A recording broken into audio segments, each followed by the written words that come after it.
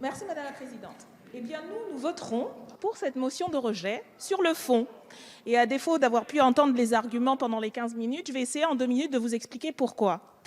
Parce que l'écrasante majorité des professionnels du droit, de la psychiatrie et des associations de défense des droits humains le déplorent.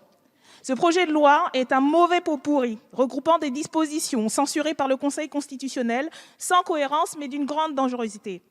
Il s'agit de la 7e loi sécuritaire du quinquennat avant une 8e annoncée pour cet hiver. Un texte qui ne se donne aucun moyen concret pour résoudre des problèmes mal posés.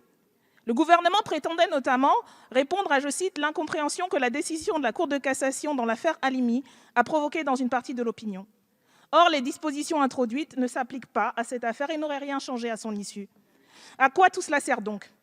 À dire qu'on, c'est-à-dire le président candidat Macron en campagne pour l'élection de 2022, a fait quelque chose, à affaiblir un principe fondamental du droit et à stigmatiser encore un peu plus les personnes atteintes de troubles psychiatriques.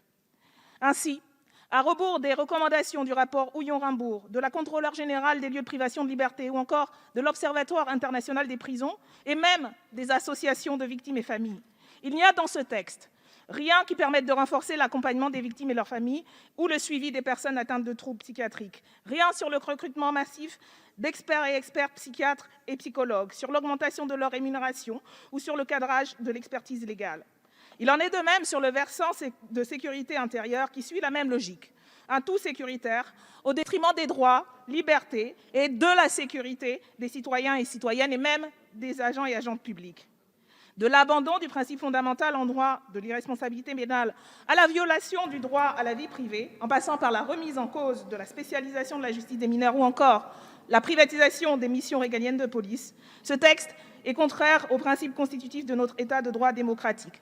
Nous voterons donc en faveur de cette motion de rejet.